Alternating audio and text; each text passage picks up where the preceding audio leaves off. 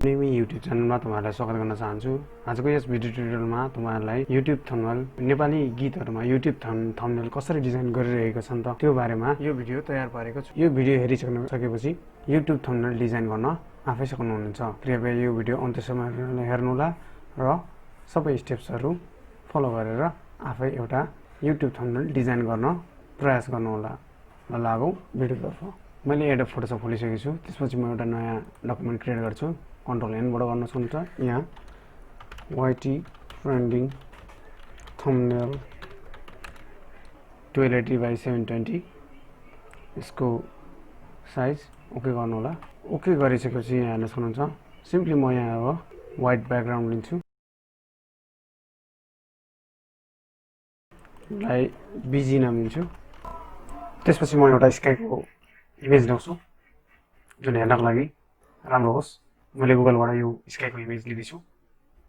हामीले यसरी blue sky wallpaper HD गर्नुभयो भने यसरी आउनेछ र एउटा राम्रो खाले इमेज सिलेक्ट गर्छु। यो चाहिँ इफेक्टिभ हुन्छ होला जस्तो लाग्यो। यसलाई कपी गर्छु। सिधै म एडोब फोटोशपमा कन्ट्रोल जी गरिदिन्छु। यसरी लागिसकेको छ र यसलाई शिफ्ट अल्ट थिचेर यसरी बढाउँछु। इन्टर गर्छु। त्यसपछि म सेभ टुल लिन्छु। यहाँबाट म रेक्टेंगल टुल लिन्छु र यहाँबाट यसरी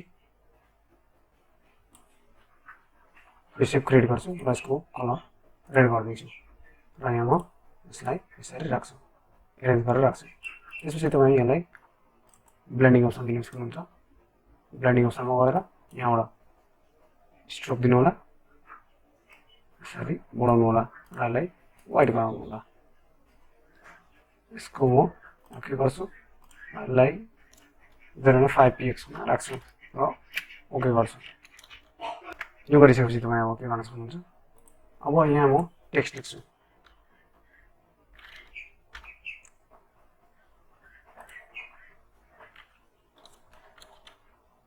म्युजिक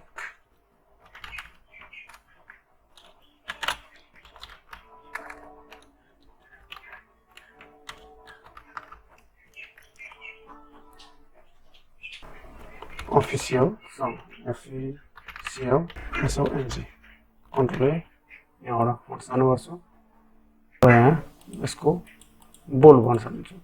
यहाँबाट म मिल्क लिन्छु। लेमन मिल्क भन्ने छ अथवा प्रो पनि लिन सक्नुहुन्छ। यहाँबाट सिम्पलीलाई यहाँ राइट क्लिक गर्छु। कन्ट्रोल टी गर्छु र यसलाई काउन्टर क्लकवाइज यसरी मोड्दिन्छु र शिफ्ट अल्ट थिचेर यसरी हटाउँछु। यसले गर्दा हाम्रो ठ्याक्कै मजाले बस्छ। यति काम त भइसकेको छ हाम्रो। अब इमेज ल्याउने काम बाँकी रह्यो। मैले यो दुईटा इमेज ल्याइसकेको छु। अब यो इमेजहरुको म ब्याकग्राउन्ड रिमुभ गर्छु। ब्याकग्राउन्ड इमेज कसरी रिमुभ गर्ने भनेर मैले अलरेडी भिडियो बनाइसकेको छु। कृपया त्यो भिडियो हेर्नु होला। अहिलेको लागि म पेन टुल युज गरेर यो सबै ब्याकग्राउन्ड रिमुभ गर्दैछु दुईटा इमेजको।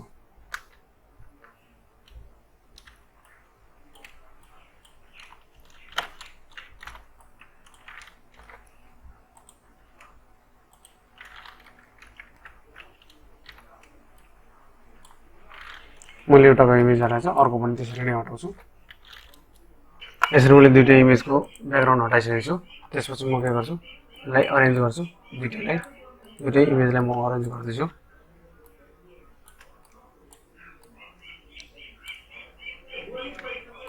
यो अरेन्ज गरिसकेपछि म यहाँ यसलाई पनि हल्का सानो गर्छु।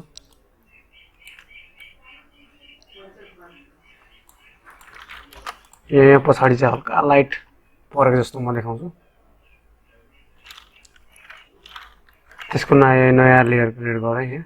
यसको बिचमा राखे र यहाँबाट म येलो कलर सिलेक्ट गर्छु। ओके र यहाँ ब्रस साइज ठुलो गर्छु र सिम्पली यहाँ अप्लाई गर्छु।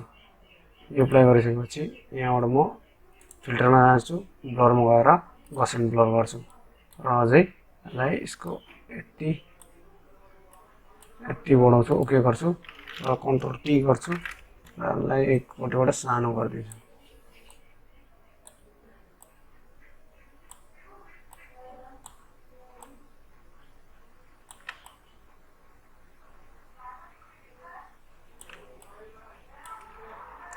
यसको ओपेसिटी हल्का कम गरिदिन्छु। अझ यसको पछाडि लगे यसरी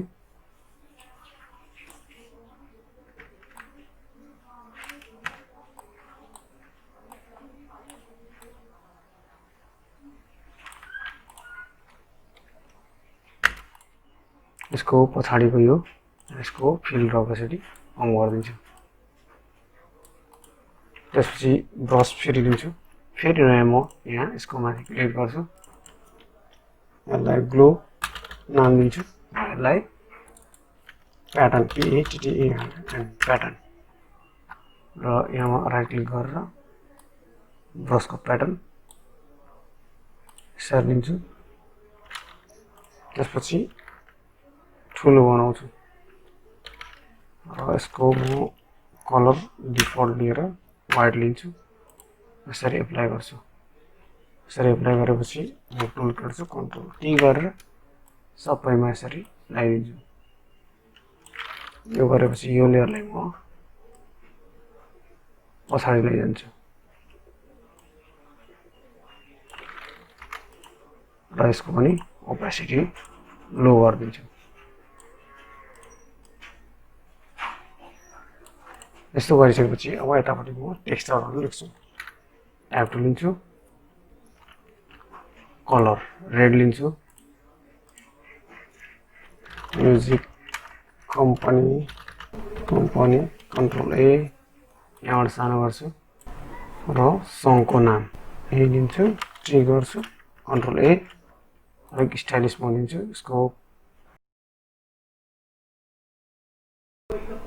नटी मोन्स्टर लभ कन्ट्रोल ए यहाँ हल्का हल्का ठुलो पारिदिन्छु, किनभने यो हाम्रो गीतको नाम हो जुन चाहिँ हामीलाई आइडेन्टिफाई गर्नुपर्ने हुन्छ, सबैले हेर्नुपर्ने हुन्छ। ओके गर्छु र यहाँ यसरी आउँछु, हल्का यो डिम लेखेको छ यसलाई पिङ्कमा लैजान्छु म, ओके गर्छु। यसको टेक्स्ट पनि रेडै गरिदिउँ, ओके। फेरि यहाँ म NATUN नेचुरल गर्छु र यहाँबाट सानो गर्छु यसलाई। अब यसको पछाडि म ब्रस लिन्छु, म नयाँ लेयर क्रिएट गर्छु र यसको अर्को ब्रस टाइप लिन्छु।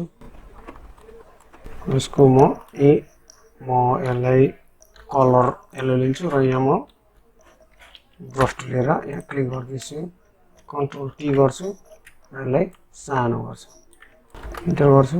त्यसपछि म यसलाई नेचुरलको पछाडि लैजान्छु, कन्भर्ट यसलाई अझै अब यसलाई लाइटिङ परेन, कन्ट्रोल जेड यसको ओपेसिटी अझै सानो गरेर म यसको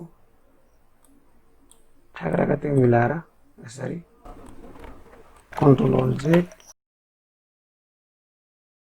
यसको कलर लाइटिङ गरिदिन्छु, यसरी एप्लाई गरिदिन्छु सिम्पली र यसलाई यसको पछाडि लैजान्छु र यसलाई एडजस्ट गरिदिन्छु। हाम्रो लभलाई पनि अलिक अगाडि ल्याउनु पर्ने हुन्छ, छिलेको छ र यो नेचुरललाई म सिम्पली ब्ल्याक नत्र व्हाइट गरिदिन्छु, ओके। अब कलर करेक्सन गर्नुपर्ने हो, म यसको माथि सिम्पली एउटा सबैको माथि एउटा लेयर क्रिएट गर्छु र यसमा सेप क्रिएट गर्छु। यो क्रिएट गरिसकेपछि यहाँबाट जान्छु, ओभरले भनेर क्लिक गरिदिन्छु, जहाँ सजिलो लाग्छ त्यहाँ गर्न सक्नुहुन्छ। ब्लेन्डिङ अप्सन चेन्ज गरेको, यहाँबाट कलर चेन्ज गर्न सक्नुहुन्छ, ओके।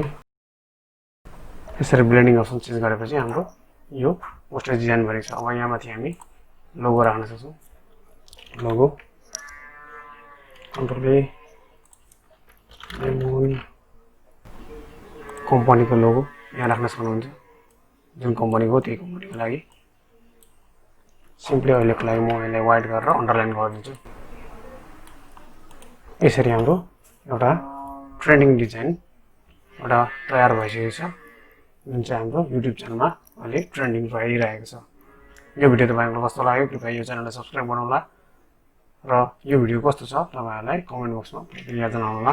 धन्यवाद।